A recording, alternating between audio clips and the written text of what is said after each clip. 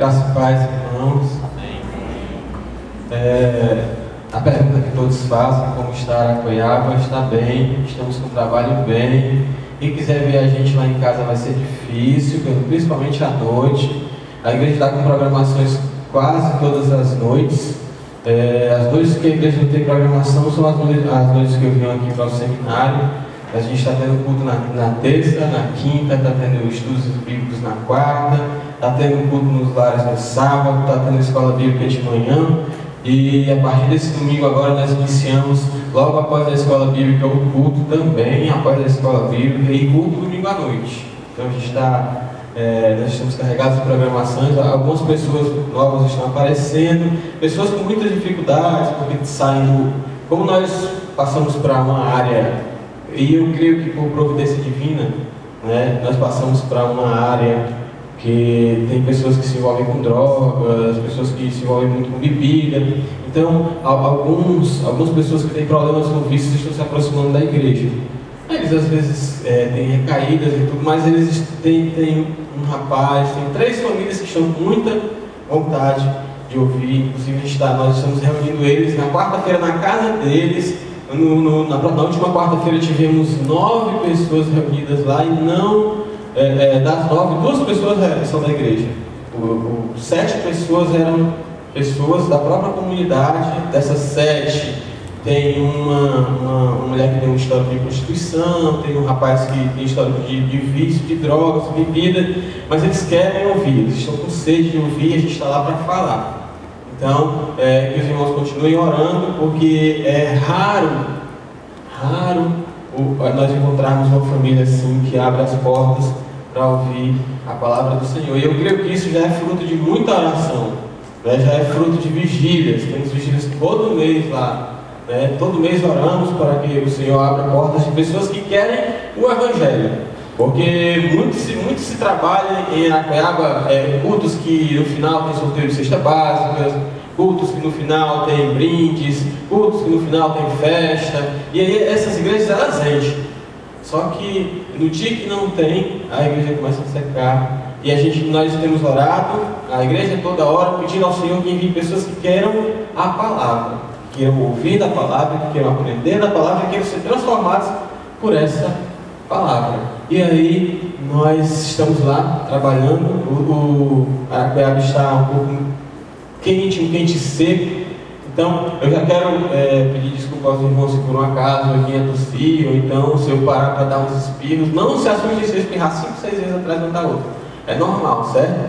Então estou um pouco resfriado por conta desse clima muito quente e seco. E esse mês foi um mês de vento, e aí clima quente, seco com vento já viu, Mas é uma cidade agradável de ficar, e os irmãos que queiram nos visitar, as portas estão abertas, e os irmãos que não queiram, passem a querer, porque nós queremos que vocês nos visitem. Então, todos vocês são convidados a estarem lá. A casa diminuiu um pouquinho, mas continua confortável, certo? Tivemos que nos mudar, porque a casa que a gente morava foi vendida, nós tivemos que nos mudar, e graças a Deus chegamos em uma área que necessitava de alguém lá na calçada, alguém conversando com as pessoas, alguém que apertasse a mão de um drogado, apesar de ele estar drogado, alguém que chamasse um bêbado para sentar na calçada e conversar com ele, dar atenção a ele. E isso tem feito diferença desde o início, e eu acredito que vai ser feita uma grande diferença ali. Geralmente quando a gente chama um missionário para falar, e simplesmente missionário, me perdoe, quem não me conhece, ele falou o André. Quem é o André? O André era um cara que não tinha serventia nenhuma, um cara que não servia para nada. Deus viu uma utilidade dele, pegou ele e levou para o campo. Deus achou essa utilidade, Deus tem usado. Então serve. Quem é o André não serve. É o que define melhor o André. Não serve. Essa roupa aqui é por causa da massa, que a massa não deixa eu vir para cá sem ser arrumado, não. Então tenho que me arrumar para vir para cá. Aí a gente fica assim meio que maior, mais assim, mas não serve. Não serve, certo? Esse é o André. E geralmente quando a gente chama um missionário, a gente pensa em ouvir falar sobre missões.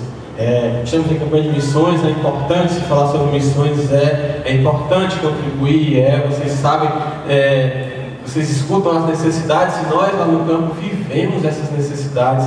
Nós sabemos quanto é valioso as ofertas dos irmãos e como Deus multiplica as ofertas dos irmãos. Vocês não imaginam. Às vezes você põe a mão no bolso, tira R$5 para ofertar para missões, né? Vamos pensar no caso de adolescentes, jovens, crianças. Tira R$5 para ofertar para missões. Mas o que o missionário vai fazer com meus R$5? Você não tem que perguntar o que o missionário vai fazer com a sua oferta. Você tem que ter a certeza de que Deus vai fazer grandes coisas com aquela sua oferta, por menor que seja, por mais simples que seja. E aqueles que puderem ofertar mais, com certeza o Senhor retribuirá. Mas eu tenho um grande costume de falar aquilo que o Senhor quer. Então hoje nós não vamos falar muito sobre missões. Vamos abrir nossa Bíblia lá em Efésios, certo? Efésios capítulo 4. Enquanto os irmãos abrem a Bíblia em Efésios 4, o livro de Efésios ele é considerado por muitas pessoas como uma joia rara das cartas apostólicas. Por que Efésios é considerado uma joia rara? Porque é um livro que tem uma grande teologia, é um livro completo e ao mesmo tempo é uma das cartas mais condensadas da Bíblia. Então muitas pessoas a consideram como uma joia rara. E como nós vamos ler o capítulo 4, deixa eu só pegar no primeiro rapidinho. Enquanto os irmãos estão chegando no capítulo 4, eu vou falando.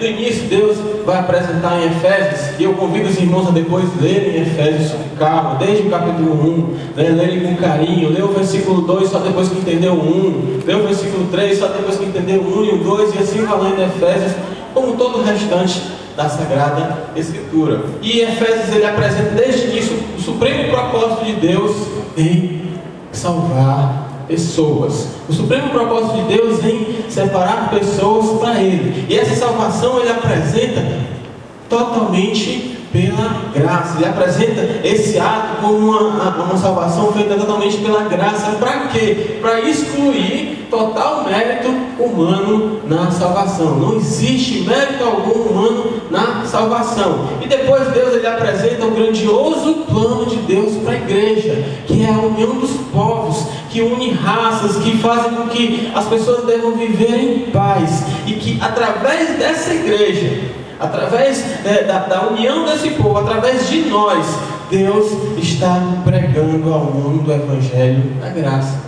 Deus está pregando ao mundo o Evangelho da graça. E Paulo, já no finalzinho do capítulo 3, ele fala da vida de plenitude, a qual ele desejava que os efésios tivessem, e ele ora, e na sua oração nós vemos claramente que ele tem certeza que o nosso Deus é capaz de fazer infinitamente muito mais daquilo que nós imaginarmos. E aí ele vai passar para a vida prática. Ele apresenta todo um arcabouço teológico, ele apresenta todo um sistema teológico, toda uma teologia, e ele passa para a vida prática. E quando ele vai falar da vida prática, ele vai falar de serviço, ele vai falar de santidade, ele vai falar de batalha espiritual. Mas o primeiro ponto que ele fala é sobre comunhão. O primeiro ponto que ele aborda é sobre comunhão, e é o texto que nós vamos ler, Efésios 4, de 1 a 6. E os irmãos acompanhem a leitura. O texto da Sagrada Escritura fala assim: rogo-vos, pois, eu, o prisioneiro do Senhor, que andeis de modo digno da vocação a que fostes chamados, com toda a humildade e mansidão, com longanimidade, suportando-vos uns aos outros em amor, esforçando-vos diligentemente por preservar a unidade do Espírito, no vínculo da paz. Há somente um corpo e um Espírito, como também foste chamado numa só esperança da vossa vocação. Há um só Senhor, uma só fé, um só batismo, um só Deus e Pai de todos, o qual é sobre todos, age por meio de todos e está em todos. Amém? Primeiro ponto: comunhão. Primeiro ponto a ser tratado, e depois de uma apresentação de pontos teológicos, de concepções teológicas, Paulo dá uma ênfase, Paulo dá importância a esse ponto, né? E esse fica sendo o tema da nossa reflexão para essa noite, a importância da comunhão. E Paulo apresenta essa importância para a gente. Então Paulo, mais uma vez, ele nos mostra como ele faz isso em várias cartas dele. Ele, depois de ele passar por toda uma apresentação teológica, ele leva ao ponto prático. E aí Paulo já deixa uma lição para a gente, antes mesmo de nós entrarmos no nosso texto. Antes mesmo de nós esmiuçarmos o nosso texto, já fica uma grande lição: que toda teologia deve necessariamente levar à prática. Não existe uma teologia abstrata, não existe teologia filosófica. Você pode ouvir falar em filosofia teológica, mas não existe uma teologia filosófica. Não existe estudar só por estudar. Não existe ler a Bíblia só por ler a Bíblia. Quando eu falo de teologia, eu falo do estudo de Deus. Não é você pegar Erickson, MacArthur, McKerr, como o pessoal chama. Não é só você pegar Gruden, não é só você pegar esses livros teológicos e ler, não. Quando eu falo de teologia, eu estudo de Deus. Então, se você estuda a pessoa do Senhor, se você entra em contato com a palavra de Deus, com a palavra desse Deus, não tem como ler somente por ler. Não tem como estudar somente por estudar. Não tem como pensar somente por pensar. Então, se você lê essa escritura, se você compreende muito dessa escritura e a sua vida não muda, e não muda nada na sua vida, continua a mesma coisa, então, meu irmão, há alguma coisa errada com a sua teologia. Há alguma coisa errada com o seu estudo da palavra. Porque entrar em contato com Deus leva à prática. Teologia leva à prática. O verdadeiro estudo, aquele verdadeiro estudo comprometido com a palavra, diante da verdade, encarando como verdade, ele leva à prática. Leva à prática.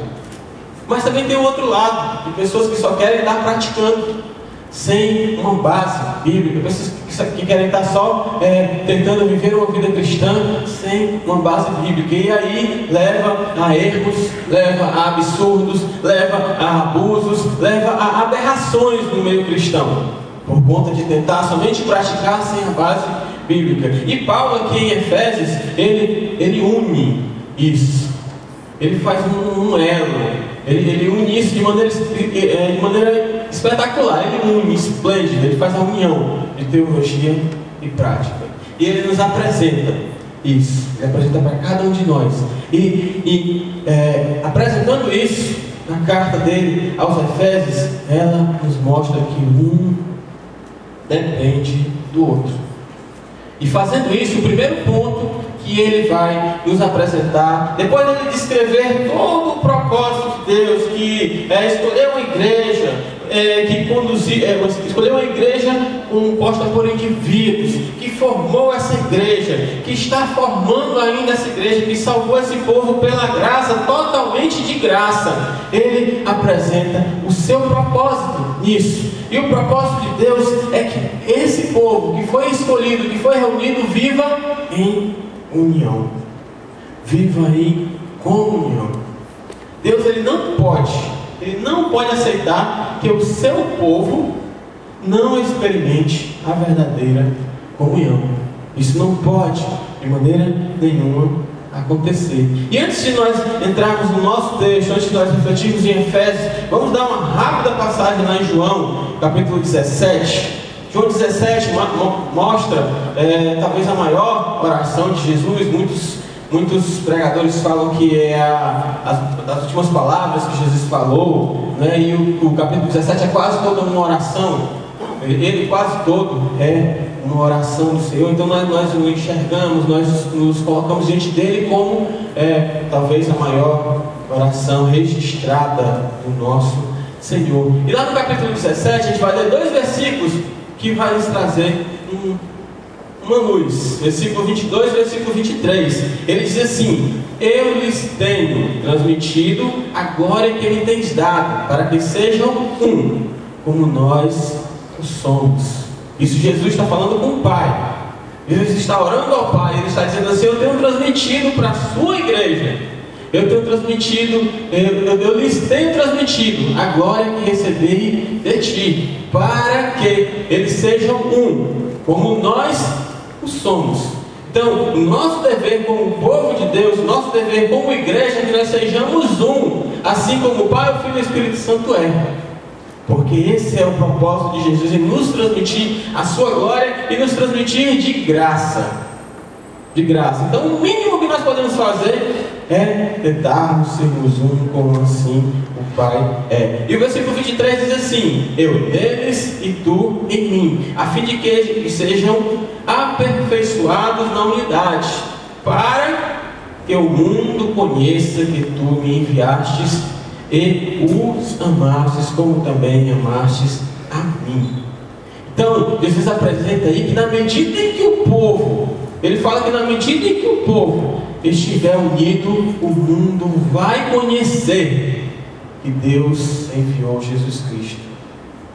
Na medida que o seu povo se unir, o mundo vai conhecer que ele foi enviado. Não precisa nem eu perguntar aqui, porque eu sei que todos vão levantar a mão. Quem quer que o mundo conheça que Jesus Cristo foi enviado? Todos nós queremos, é o desejo de todos nós. Às vezes nós até achamos que nossa maior tarefa, e na verdade nossa maior tarefa é falar de Deus, é muito importante, é uma tarefa imprescindível, falar do Senhor, falar de Jesus, sim, com certeza. Outra coisa que a gente acha também que é uma tarefa imprescindível é nós utilizarmos os nossos dons na igreja, para que a igreja venha crescer e assim o reino de Deus cresça, com certeza também. Outra tarefa que é imprescindível para o povo de Deus é mostrar testemunho. Procurar viver uma vida de santidade, procurar andar em conformidade com a palavra de Deus, porque o nosso testemunho para o povo vai fazer com que o povo veja a ação de Deus em nossa vida e assim também faça com que o reino cresça, com certeza. Nesse texto Jesus está mostrando uma outra tarefa que nós devemos fazer para que o mundo veja que Jesus Cristo realmente veio: se vivermos em unidade, que nós sejamos um. Então, aquele que não quer ser um, não adianta dizer que quer que o mundo conheça Jesus Cristo, porque para que uma das formas pelo qual o mundo pode conhecer que Jesus Cristo veio é vivendo em unidade. Então é por isso que Paulo, lá em Efésios 4, pode voltar para Efésios 4 agora, é por isso que Paulo lá em Efésios 4 inicia toda uma sessão prática de sua carta, falando justamente de unidade da fé, demonstrando a necessidade e a importância da comunhão. A importância da comunhão. E ele fala que não adianta apenas nós conhecermos a nossa vocação.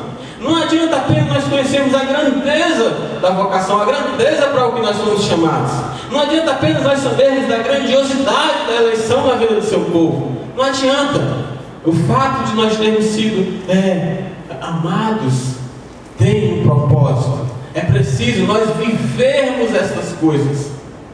Não adianta nós darmos glórias ao Senhor, porque um dia nós fomos salvos, um dia a graça de Deus nos alcançou, um dia nós dissemos sim, e hoje eu sou crente no Senhor Jesus. Não adianta nós sabermos isso, nós precisamos viver isso. É preciso evidenciar essas coisas na nossa vida. É preciso que isso faça efeito dentro de nós. É preciso que saia só da cabeça, porque não existe filosofia na vida cristã. A vida cristã deve ser prática, ela deve ser praticada. Então, saber que Deus nos escolheu com um propósito nos leva à prática.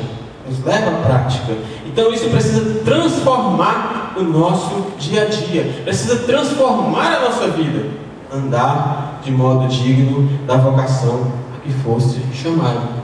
E aí, Paulo vai listar algumas características desse modo digno. Algumas características. E ele começa falando na segunda parte do capítulo, do versículo 2, Efésios 4. Ele diz assim: suportando-vos uns aos outros e uns aos outros. É o primeiro ponto. Uns aos outros. Paulo fala isso em várias cartas. Paulo gosta muito dessa expressão, uns aos outros, porque deve ser assim, uns aos outros. Mas às vezes a gente não faz isso. Às vezes a gente tenta distorcer esse uns aos outros. Às vezes a gente quer que seja outros aos uns. Eu chego na igreja, eu não falo com ele porque ele não falou comigo. Eu brigo com o irmão, eu não vou me reconciliar com ele porque ele tem que me pedir perdão. Não, eu passo por cima dele se ele não falar comigo, mas eu só falo sem falar. Ah não, eu amo meu irmão, eu amo demais ele. No dia que ele vier falar comigo, eu falo com ele. Então, a gente fica esperando pelo outro. A gente fica esperando que a comunhão inicie pelo outro. Mas a comunhão ela não inicia pelo outro. Por isso é que Paulo diz várias e várias vezes, uns aos outros. A comunhão ela tem que partir de nós para os outros. É claro que é recíproca. É claro que quando nós oferecermos, nós fizermos a oferta de comunhão, ela tem que ser devolvida para a gente, mas ela tem que partir de nós. Ela tem que partir de nós. Uns aos outros. Comunhão parte de um para o outro. Ela começa em nós, começa em mim, começa em você. Nós queremos que o mundo conheça que Jesus Cristo veio, pois devemos tomar a atitude de iniciar uma vida de comunhão com os irmãos, uma vida de comunhão com a igreja. Não esperar que a igreja venha, não esperar que os irmãos venham. Nós devemos ir uns aos outros, uns aos outros. E só haverá comunhão verdadeira na igreja, só haverá aquela comunhão que o que Cristo falou, que nem o Pai, o Filho e o Espírito Santo, se todos nós deixarmos de esperar pelo outro. Porque senão todo mundo vai ficar esperando. Eu brigo com meu irmão, não vou atrás dele porque eu já perdoei meu irmão já. Primeiro, não existe essa expressão, eu já perdoei. Perdão é uma coisa que é dada quando ela é pedida. Então não existe essa história de dizer, não, eu briguei com ele, ele não veio falar comigo, mas eu já perdoei. Perdoou quem? Quem foi que pediu perdão? Não é? Então, perdão é dado quando alguém pede. Então, não existe essa história de que eu já perdoei meu irmão, mas eu não vou falar com ele não. Se um dia ele vier falar comigo, eu falo com ele. Não existe isso. Não deve existir isso. Se houver isso, não vai haver comunhão verdadeira. Não vai haver comunhão verdadeira. E o mundo, essas pessoas não vai conhecer que Jesus Cristo veio. O mundo não vai ver o propósito, não vai ver a obra de Jesus, enquanto ele estiver esperando pelo outro. Mas existe outra característica, e nessa característica, de forma bem rápida, ele apresenta 5 pilares. 5 pilares. Ele fala que essa comunhão começa de uns para os outros, e agora ele vai apresentar 5 pilares para essa comunhão. 5 pilares dos quais a comunhão não fica de pé sem eles. E o primeiro, ele fala na primeira parte de Efésios 2, Efésios 4, 2, quando ele diz assim, com toda humildade, e ele fala do 5, toda humildade, mansidão, longanimidade, suportando-vos uns aos outros em amor. Então o primeiro pilar que ele fala é a humildade. Humildade. Por que um não vai buscar o outro? Por que um não vai atrás do outro? A humildade, meus irmãos, ela é uma das maiores barreiras para que exista comunhão na igreja. Ser humilde não é você ser aquele pobrezinho, aquele coitadinho, aquela pessoa que sempre chora, aquela pessoa que sempre está por baixo, não. Humildade de pensamento, humildade de atitude, ser humilde. Sem humildade não vai haver comunhão verdadeira, porque humildade é o primeiro pilar para que a comunhão exista. E o segundo pilar é a mansidão. A mansidão tem mais a ver com o equilíbrio espiritual, com o domínio próprio, que a gente também chama de um dom, que com certeza é um dom do Espírito, né? Uma fatia do dom do Espírito. Então tem a ver com o equilíbrio próprio. Mas não venham confundir, e nós não devemos confundir o manso com o covarde. Não podemos confundir o manso com o covarde. O covarde, ele foge de uma briga porque ele tem medo. E o manso foge de uma briga porque ele não quer brigar. Ele não quer brigar. Ser manso não é ser covarde. O manso, ele é forte. Ele é tão forte que ele consegue se controlar a si mesmo. O manso, ele é tão forte que ele consegue controlar o seu próprio desejo de revidar. Ser manso. E o próprio Jesus, essas duas primeiras, Jesus falou, eu sou manso e humilde de coração. Jesus poderia revidar? Poderia. Jesus poderia chamar os anjos e os anjos irem batalhar em seu lugar? Poderia. Jesus poderia não ter levado as bofetadas, não ter sido humilhado? Poderia, mas ele não quis. Ele não quis, ele controlou. Ele se autocontrolou. Isso é a mansidão. Isso é ser manso. E sem mansidão não pode haver comunhão. Humildade e mansidão. Sem isso não pode haver a comunhão. Sem isso, você não pode promover comunhão na sua igreja. Não tem como. Terceiro, ele fala de longanimidade. Longanimidade é outra coisa. Porque você ser manso a curto prazo é fácil demais. As pessoas dizem aí, conta até 10, né? A pessoa lhe ofende uma vez, você conta até 10, e aí passou e tudo bem. A pessoa lhe ofende outra, você... Não, mano, peraí, 3 vezes, cara, peraí, agora eu vou revidar. Esse cara está brincando comigo. Longanimidade é isso, é mansidão para sempre. Ele traz o sentido de mansidão para sempre. Aí a gente lembra da conversa de Pedro com Jesus. Senhor, quantas vezes eu devo perdoar? 70 vezes 7? Não, 7 vezes. Aí Jesus disse, não Pedro, 7 vezes é pouco, 70 vezes 7. Mas aí a gente não vai contar 490 vezes para o irmão, 490, né? 490 vezes para o irmão, para perdoar o irmão não. Aí, irmão, 491 já era, passou, agora eu não te perdoo mais não. Não, a gente não vai contar isso, porque aí vem a grande pergunta, qual é o limite do perdão? Não há limite para o perdão, porque de Deus não há limite para a gente também. Não há um limite para o perdão de Deus, então não pode haver limite para o nosso perdão. Nós mesmos pedimos isso, perdoa-nos assim como nós temos perdoado. Não há limite para esse perdão. Imagina só, Deus lá com a continha dele, quando chegasse nos 490, irmão, acabou, se vira aí. Quem seríamos nós? O que seria de cada um de nós se a gente chegasse aos 490 e pronto? Então não há limite, 70 vezes 7, 2 vezes 7, não há limite para o perdão. Esse é o terceiro pilar. O quarto pilar é suportando-vos uns aos outros, como a gente até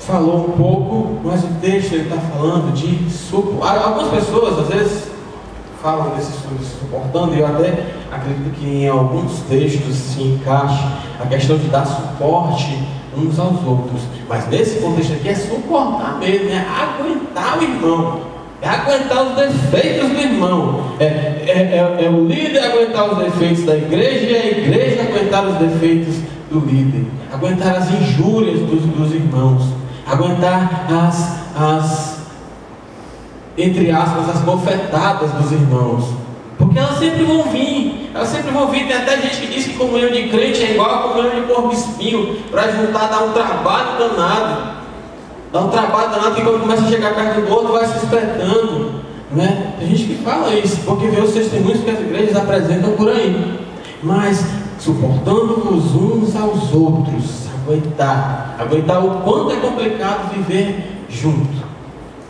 Aguentar, suportar, é um pilar para que exista a comunhão verdadeira. E o quinto é a base e o teto, é o fundamento e o telhado em amor.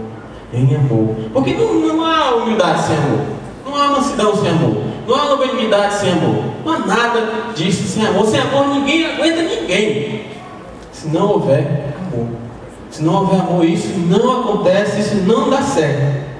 Portanto, nós temos aqui, Paulo apresenta aqui uma rápida explanação, né, mais profunda, uma rápida explanação mais profunda da importância da comunhão, da importância de nós vivermos uma verdadeira comunhão. Aí na sequência do nosso texto, lá no versículo 3, Paulo nos dá uma ordem. Ele diz assim: esforçando-vos diligentemente. Esforçando-vos diligentemente. Aí a gente vê que Paulo, ele percebe que não é fácil fazer isso. Teologicamente apresentado aqui, beleza, legal, vamos servir, vamos ser manso e tal, agora vamos fazer isso, vamos fazer aquilo. Mas Paulo sabe que não é fácil. Por isso que ele diz: esforçando-vos diligentemente. Faça o que for possível, mas o que for possível mesmo, para que exista essa verdadeira comunhão. Se esforce diligentemente, dia após dia. Domingo agora eu consegui a verdadeira comunhão, eu consegui ter comunhão com os irmãos, vou tirar umas férias no domingo que vem, eu não vou ter só no outro. Não, é diariamente e diligentemente, esforçando-vos, fazendo o maior esforço do mundo para que haja a verdadeira comunhão, para que essa comunhão aconteça de fato, para que ela venha a ser verdadeira, para que nós venhamos a manter o vínculo da paz. Interessante esse vínculo da paz, que o Espírito que há em mim, o Espírito Santo que habita em mim, ele comunga com o mesmo Espírito, porque na verdade é um Espírito só, ele comunga com o Espírito que há em você. Nós somos unidos, é criado um elo entre os irmãos pelo Espírito Santo, pelo único Espírito Santo. Esse elo deve ser mantido, ele deve ser administrado, isso não pode se apartar. É que nem o elo familiar, é que nem os elos da família. Eu não costumo muito citar teólogos nas reflexões, mas eu me lembrei de uma história do John Stott, que ele vai falar de comunhão. Ele diz que é semelhante a uma família, a pai, mãe e filhos. Aí o pai começa a brigar com os filhos. Não, o pai começa a brigar com a mãe, aí separa o pai e mãe. Aí o pai vai para um lugar, a mãe vai para o outro, o pai vai para Amazonas, a mãe vem para Fortaleza. Aí os dois filhos, um vai para o Rio e o outro vai para Minas. Aí vem a grande pergunta: eles deixaram de ser uma família? Não deixaram de ser uma família, porque não se quebra esse elo. Se você foi verdadeiramente enxertado no corpo de Cristo, se você foi colocado de verdade nesse corpo de Cristo, se a sua conversão foi genuína e você é um verdadeiro crente, não se quebra esse elo, não se quebra. Mas aí a gente pode dizer que a situação deles é boa? Não, jamais a gente pode dizer que a situação deles é boa. É uma situação drástica. Por quê? Porque eles estão isolados do corpo. Então esse elo não pode ser quebrado, mas nós podemos ficar isolados do corpo. E isso pode acontecer na igreja, isso pode acontecer aqui. E não pense você que precisa, um irmão ir morar na Amazonas, outro irmão ir morar no Rio, outro se espalhar pelo Brasil. Não precisa a igreja batista se espalhar pelo Brasil para poder esse elo ser quebrado, não. Aqui mesmo, aqui, nisso que nós chamamos de nave da igreja, aqui mesmo pode acontecer a quebra, não pode acontecer esse isolamento. Nós podemos estar sentados um do lado do outro, a gente pode estar cantando a mesma música, a gente pode estar participando da liturgia, proferindo as mesmas palavras litúrgicas no culto, e pode estar vivendo totalmente isolado um do outro, pode estar vivendo totalmente isolado do corpo, como o Senhor pretende que aconteça. A gente pode se isolar, se colocar no canto. Não precisa sentar lá no canto da igreja, não. Você pode sentar no meio, você pode estar aqui na frente cantando e viver totalmente isolado desse corpo. Quebrar o propósito, pelo qual Deus te colocou aqui. Mas isso não se quebra de uma forma completa, porque o propósito supremo do Senhor é inabalável. Deus, ele nos lembra, ele nos junta, ele nos chama, ele nos alerta. E aí essas pessoas podem falar assim: André, mas corre do dia a dia, sabe como tem escola, tem trabalho, tem isso aqui, outro, já chega aqui domingo, na hora de cima da hora, não dá tempo de eu conversar com ninguém, não dá tempo na semana de eu falar com ninguém. Você arranja inúmeras desculpas. Eu tenho certeza que qualquer um que for arguído vai inventar inúmeras desculpas para explicar o inexplicável, para explicar o fato de você não viver como membro do corpo de Cristo, mesmo você sendo um autêntico membro desse corpo. Você pode se isolar e não viver como membro deste corpo de Cristo. Aí vem a grande pergunta: por que comunhão é tão importante? Por que Paulo apresenta isso como tão importante? Por que união é tão importante? Por que unidade é tão importante? E aí Paulo mais uma vez vai fazer o quê? Ele vai unir teologia com prática. Ele vai responder essa questão teologicamente. Ele vai dizer: porque Deus é um só. Porque Deus é um só. Efésios 4 diz assim, 4 ao 6, ele fala assim: há somente um corpo e um Espírito, como também fosse chamado numa só esperança da vossa vocação. Há um só Senhor, uma só fé, um só batismo, um só Deus e Pai de todos, o qual é sobre todos e age por meio de todos, e está em todos. Não precisa você ser um teólogo de mão cheia, não precisa você ser um estudante da Bíblia de mão cheia para você ver a ênfase que Deus dá a um só Deus, um só Senhor, um só batismo, uma só esperança, uma só fé, um. Por que Deus fala tanto de um? Por que Deus enfatiza tanto a unidade? Porque Deus é apenas um. Ele nos chama para que nós sejamos um, que nem Ele é. Nós devemos ser esse um, nós devemos nos esforçar para ser um. Ele fala das três pessoas da Trindade, Pai, Filho e Espírito Santo, um só Deus, uma só Trindade, um só corpo, uma só igreja. Uma só igreja, e a igreja é o corpo. Nós somos o corpo, nós somos um. Então, para que quebrar essa unidade por picuinha? Para que quebrar essa unidade por besteira? Para que quebrar essa unidade por cor de parede? Para que quebrar essa unidade por uma revista que deve ser comprada ou não? Por que quebrar essa unidade por uma programação? Um só. Deus é um, e Ele chama todos que estão aqui para ser somente um. Somente um. E aí a gente faz, e aí nós fazemos uma rápida avaliação da nossa vida, desse instante, uma retrospectiva na nossa vida aí, rapidinho, né? Nós temos valorizado a comunhão na nossa igreja? Você tem valorizado a comunhão na sua igreja? O que você tem feito para promover a unidade na sua igreja? O que você tem feito para que esse corpo seja só um, para que ele caminhe sendo só um? Nós temos perdoado uns aos outros? Será que nós temos perdoado uns aos outros? Né? Perdão é uma grande ferramenta para a manutenção da unidade.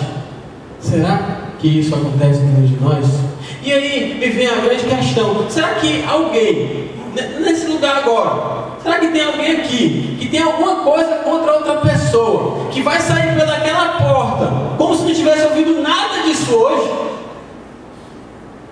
Será que tem alguém que tem que pedir perdão a uma outra pessoa? Será que tem alguém que tem que dar um perdão a outra pessoa? E na hora que aquela porta abrir, vai sair como se nada tivesse acontecido hoje aqui? Será que tem alguém que tem coragem de dar as costas ao Senhor mais uma vez, quando o Senhor fala de unidade? Seja um, se esforce, faça o que for possível, mas faça o que for possível mesmo, para que você seja só um. Será que você vai ter coragem de ouvir isso e sair desse lugar ainda com rincha um contra o outro, ou então ainda sendo uma parte isolada desse corpo? E aí fica essa reflexão no coração dos irmãos. Ou será que nós vamos dar ouvidos ao Espírito Santo que está falando conosco hoje, e nós vamos restaurar a unidade da nossa igreja? Nós vamos, a partir de agora, cada um trabalhar para que essa unidade seja cada vez mais forte na nossa igreja. Nós vamos nos comprometer comigo mesmo, não, nem comigo, porque eu não estou aqui todo dia, nem com o irmão Abraão, nem com nenhum dos seus irmãos. Se comprometa com Deus. Deus, eu vou trabalhar para a unidade na minha igreja. Eu não tenho trabalhado, Senhor, para a unidade da minha igreja. Agora eu vou trabalhar. Será que a gente vai dar ouvidos à voz do Espírito Santo que está falando ao nosso coração essa noite? Ou vai continuar como está? Ou vai piorar? Ou vai piorar? E grande será o benefício se nós tomarmos essa decisão de trabalharmos para a unidade. Porque o benefício é para o povo. Porque nós não somos só. Nós não estamos só. Você acha que uma atitude sua que promova a união não vai servir de nada? Vai, com certeza. Quando uma mão lava a outra, ela está trazendo saúde para todo o corpo, para que aquela mão não ingira alimentos, não faça com que o corpo venha ingerir alimentos sujos. Quando um pé anda em sincronia com o outro, ele está fazendo bem para todo o corpo, levando o corpo para algum lugar. Assim é a igreja. Assim é a igreja. A gente acha que os nossos dedinhos dos pés não servem para nada, mas tira um dedinho do seu pé para ver se você consegue andar direito, né? Isso é a igreja. Cada um trabalhando para que todo o corpo trabalhe, para que todo o corpo caminhe. E são várias as oportunidades que você tem de trabalhar, né? Talvez eu esqueça de citar algumas, mas tem o NAB, o Unijovem, tem a Amigo de Missões, tem embaixadores, tem as mensageiras, tem as mulheres, tem os homens, tem a liderança, tem o corpo diaconal, tem um monte de oportunidades de você promover a unidade na sua igreja. Tem um monte de, não, eu queria promover, mas não tem como. Que conversa é essa? Eu queria fazer isso, eu queria...